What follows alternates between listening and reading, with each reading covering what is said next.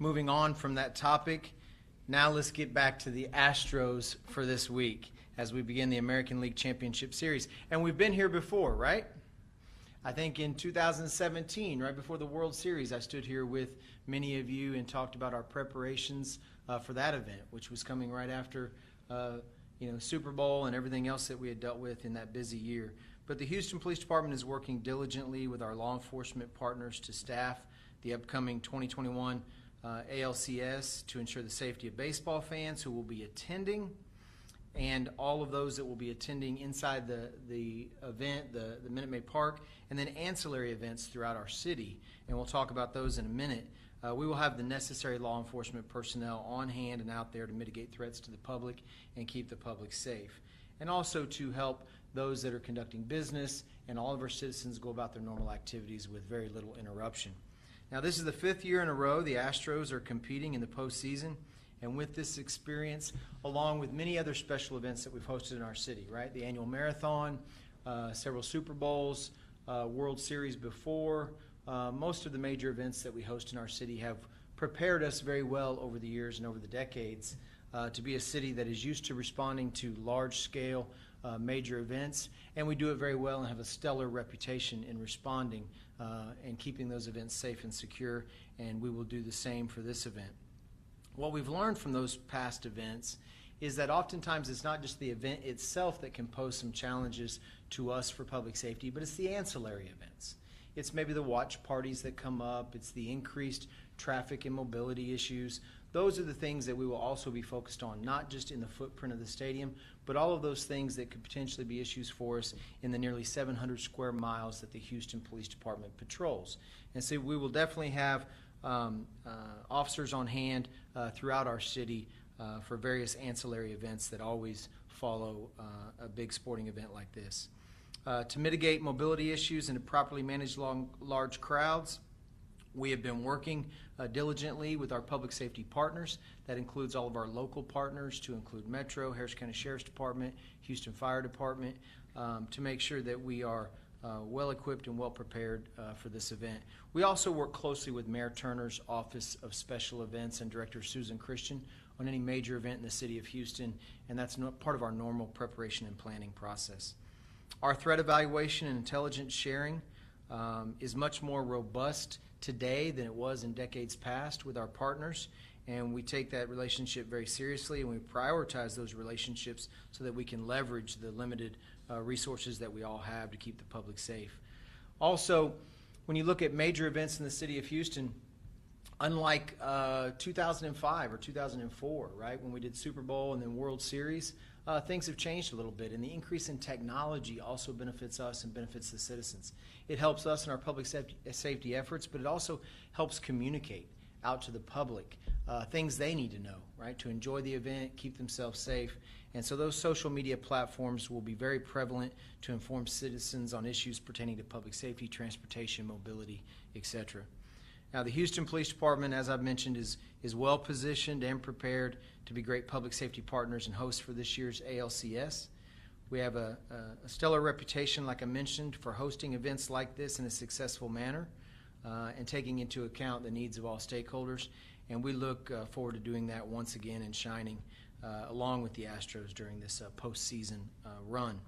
I won't discuss actual staffing numbers when it comes to public safety personnel for security and tactical reasons, but keep in mind we will have plenty of resources out there during every game of this series, and we will have resources both seen and unseen to make sure that we keep the public safe.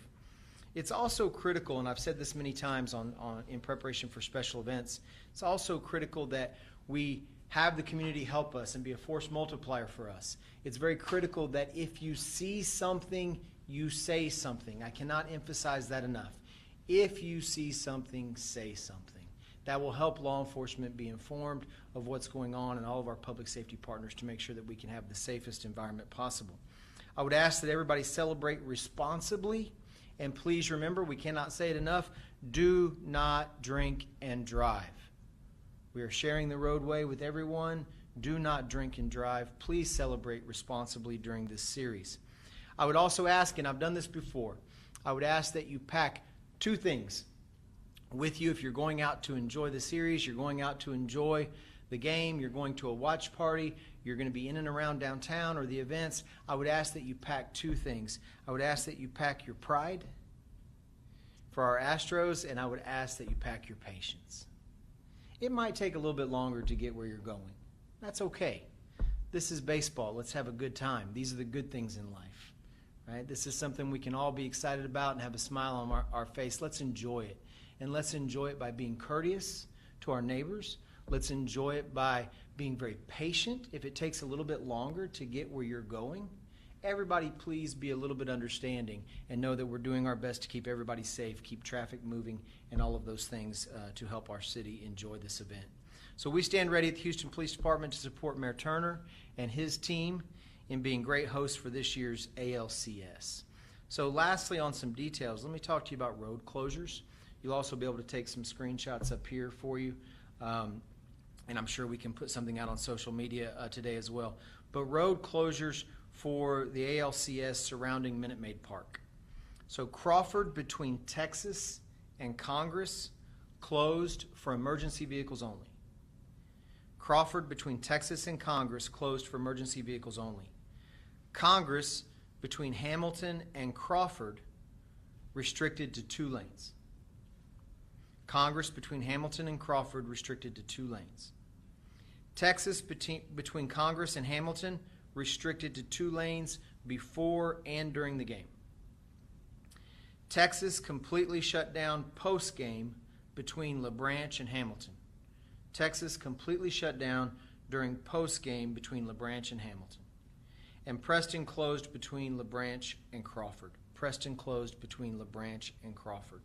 So these streets will continue to be impacted throughout the remainder of the 2021 postseason. And as we move further into the series, and as we move into the next phase, right, a World Series, and then obviously we will have updates on road closures, things like that throughout our city. And so with that, I'll yield and open it up to any questions that you have, and I'll also ask Chief Garcia when we conclude to give some of these updates in Spanish as well. So any questions that you all have? And pardon me if this was already addressed, but we've had a couple of serious incidents. David Castro was killed leaving an Astros game a while back, and then there was a big fight. Can you just sort of speak on and talk to the people about an extension of what you were saying, to pack your patience, and it's just really not worth it to waste your life and to take someone else's life over something, you know, that might be so silly as just congestion and traffic, because there's going to be congestion and traffic. Sure. As it relates to the case that you referenced, obviously I won't speak about specifics on that case because it's now in judicial proceedings.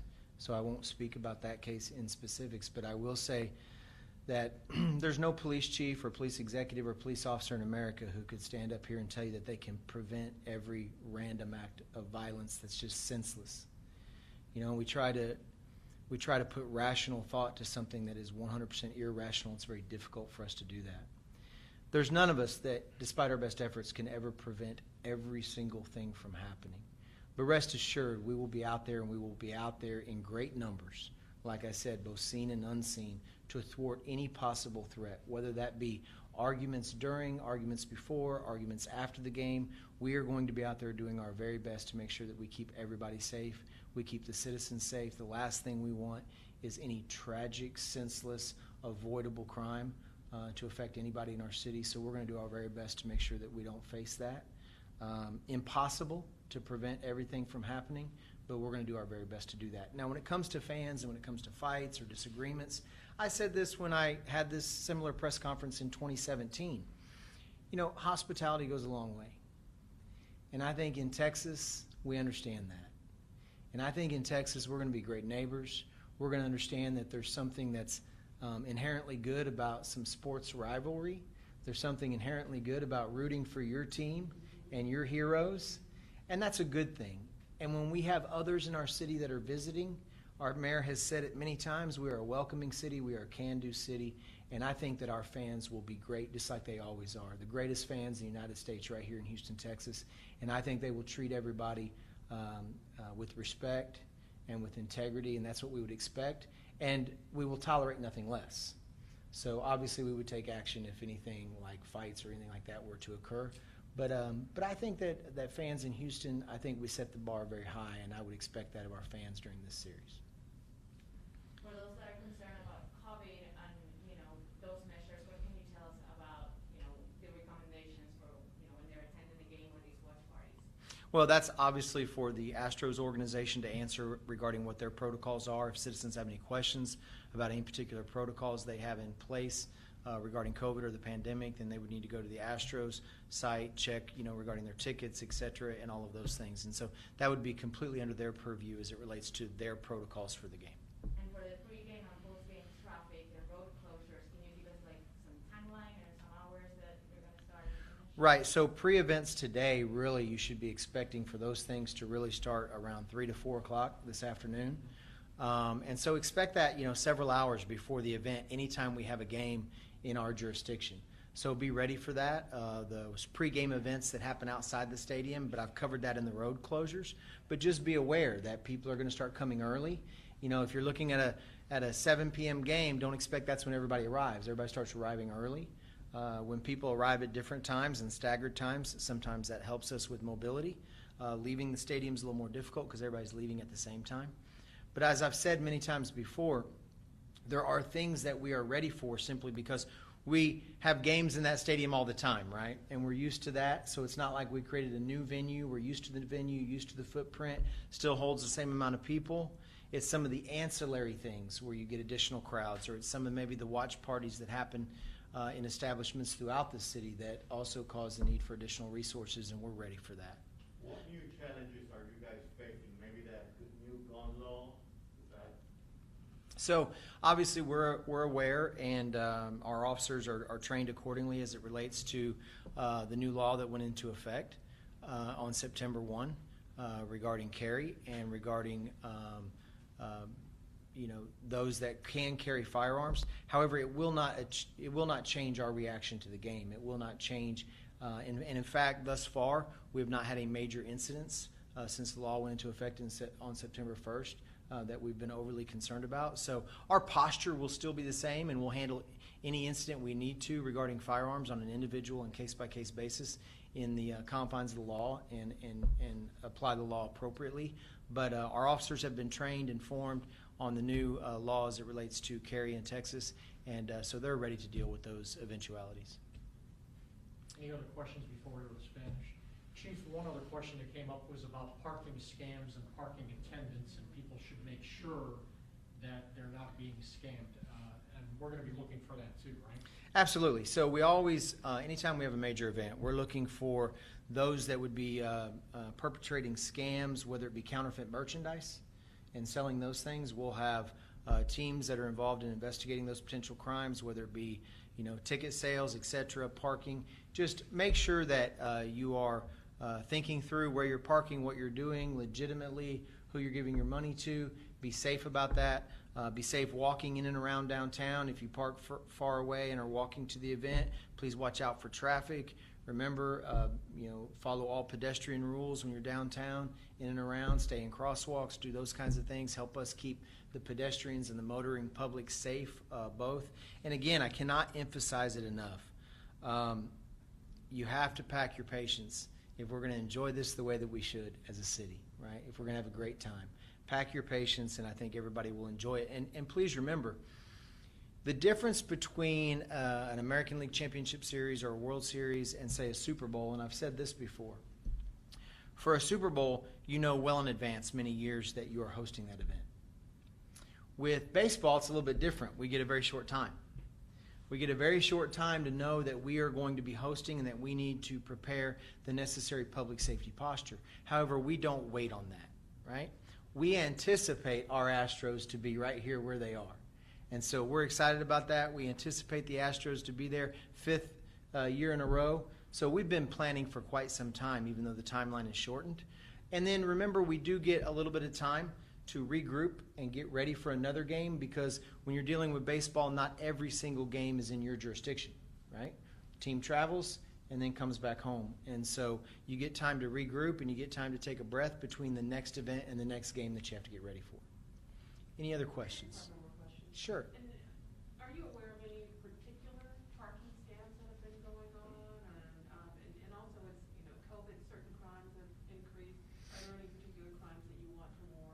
So, about?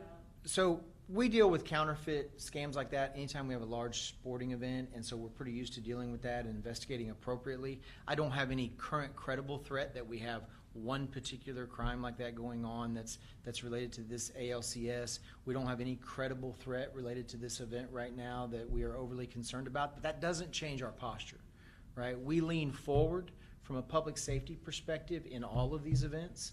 We lean forward on making sure that we have the necessary resources out there for any eventuality. But no one crime or threat in particular that we are overly concerned about in preparation for this series. $80 for parking, is that legal? I don't know what the parking rate is for parking establishments, and I don't know what the legitimate rate is. So you would have to ask the owners of the lots, et cetera, what their contracts are, et cetera. I have no idea what the rate is. People can charge whatever they want, right? I don't know. I don't know what those legalities are, or the rules surrounding if you own a legitimate parking lot, what you can charge, what would be considered exorbitant. I don't know, but I'm sure you can find those out, through the companies that own those lots, et cetera. But nothing that I would be able to tell you in specifics. Chief Garcia. Anything else?